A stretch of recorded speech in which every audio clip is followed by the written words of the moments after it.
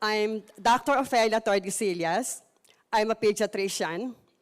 I graduated from the UST College of Medicine in 1974, had my board exams in 1975, had my internship and pediatric residency training program at UPPGH, and in 1978, I started my private medical practice. So go figure it out. I've been in practice for the past 40 years. And I am already actually semi-retired. So what is HEMOHIM? HEMOHIM is a natural functional health supplement with a specific immune function. And what does HEMOHIM stand for? Hemo is short for hemoglobin, H for hematopoiesis, or the process of manufacturing blood, I for immune or immunity, M for modulation, and him, also in Korean, means strength. Okay. Yes. So, what is immunity? Immunity refers to the capacity or the ability of our body to recognize and destroy pathogens. So what are pathogens? Ito yung mga bacteria, viruses, fungi, and all those that can make you sick, that can harm our body. So immunity really is the ability to protect our bodies from harm, the ability to prevent our bodies from getting sick. So why take HEMOHIM?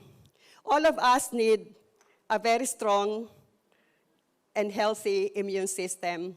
I don't know how many of you who are now present have heard me during the last Success Academy when I made mention that all of us, we are made up of trillions of cells, individually all of us, made up of trillions of cells.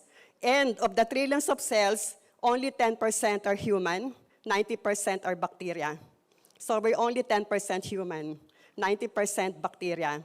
And at any given time, there is that symbiotic relationship between the good and the bad. Meron silang ecosystem. But there has to be that balance of 80% good, 20% lang dapat ang bad. Ganon. So you can just imagine how our immune system is put to task. Kasi from within lang, ang dami na niyang kalaban eh. Ang dami ng bacteria. So yung pang nasa labas, mas lalong abundant ang bacteria. So yung ating immune system really works non-stop. So we really have to support our system, our immune system, for it to be healthy. So what can harm our immune system? Environmental pollutants, like the exhaust fumes coming from all those thousands of vehicles around us, ultraviolet rays, alcohol, smoking, eating too much protein, eating too much sugar, fatty foods, pesticides in your fruits and vegetables, stress also. So collectively, or if I may add, anything with preservatives, instant food, lahat ng yan, collectively, we call them the free radicals.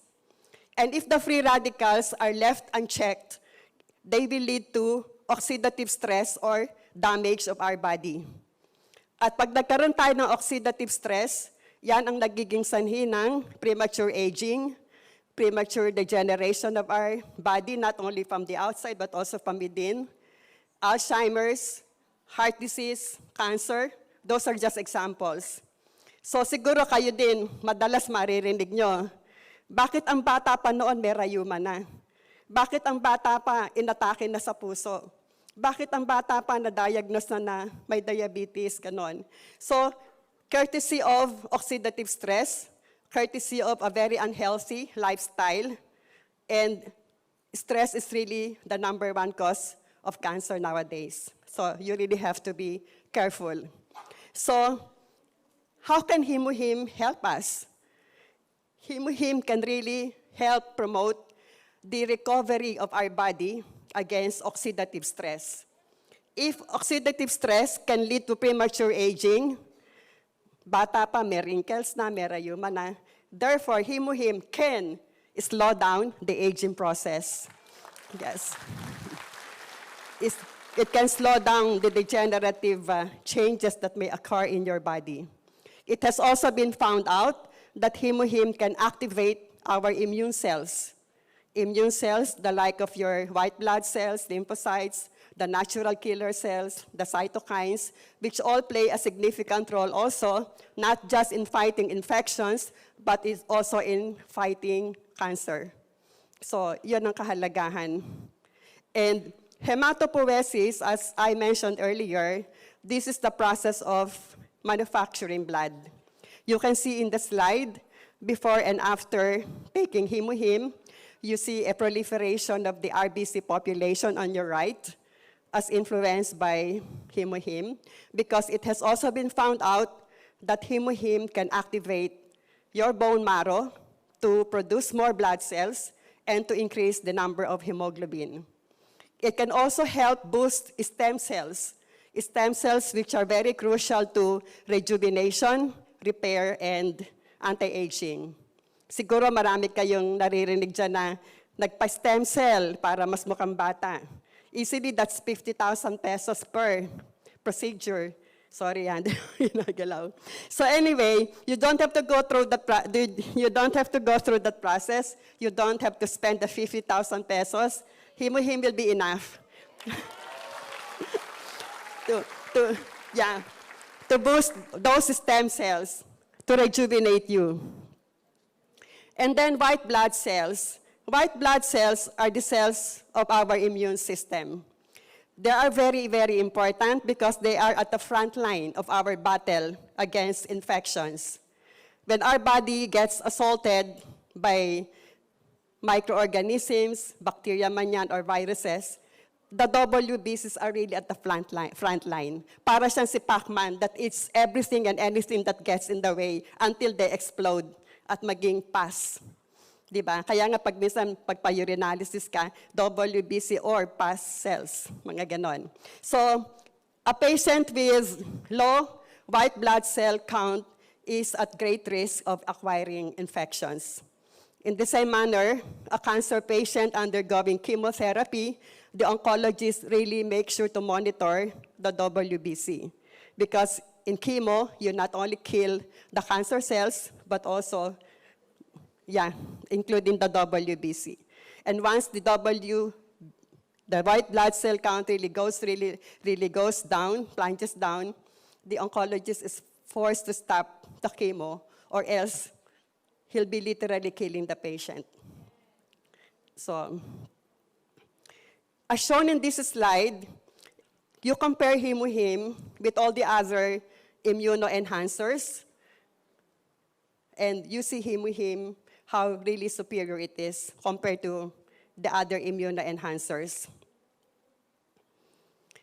Let me share with you the story of my patient.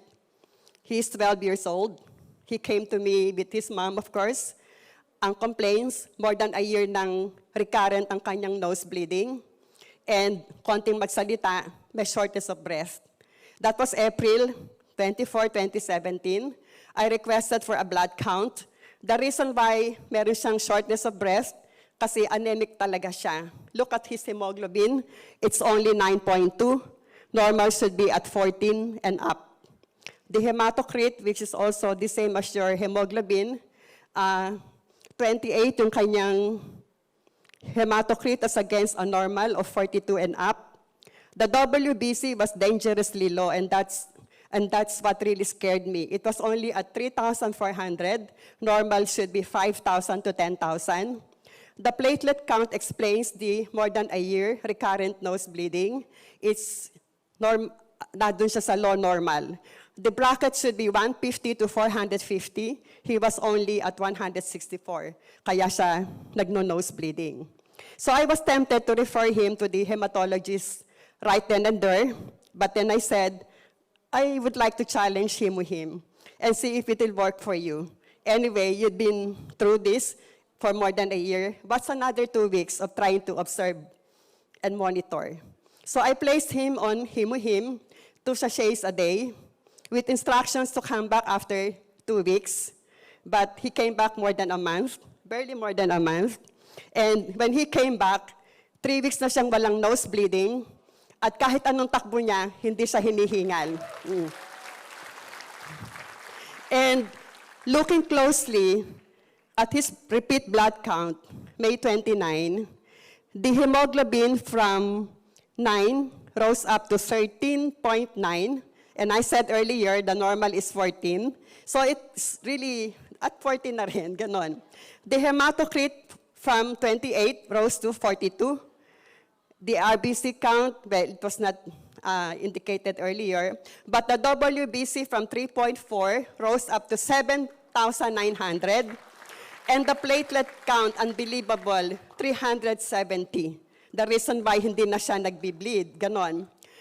When I interviewed the mother and son, most recently when JP came over to our center, they invited the mom and dad. That was the only time I realized, sabi nung mom, actually, doktora, 12 days after pa lang, pina-repeat CBC ko na. 12 days after pa lang ng HEMOHIM, talagang lahat daw tumaas na. Sabi ko, ba't hindi mo pinakita sa akin yon? But nevertheless, it really underscores the point na it's not hemoglobin, HEMOHIM. It's not HEMOHIM for nothing. Di ba sabi ko nga kanina, it can help increase the number of hemoglobin. So you can see very clearly in this example, also the WBC and even the platelets. So that has spared that child from too much physical and financial ordeal had I referred him outright to a hematologist. Nothing wrong with doing that, but I'm just so happy that right now, meron na akong ibang option. Kasi before I was introduced to this, wala akong option eh. It would have been easily dismissing the patient, sige, sulat, padala kita sa hematologist. Ngayon, ang dami ko ng options, and it's really making me a lot more fulfilled in my medical practice. Really. So that was the comparison side by side.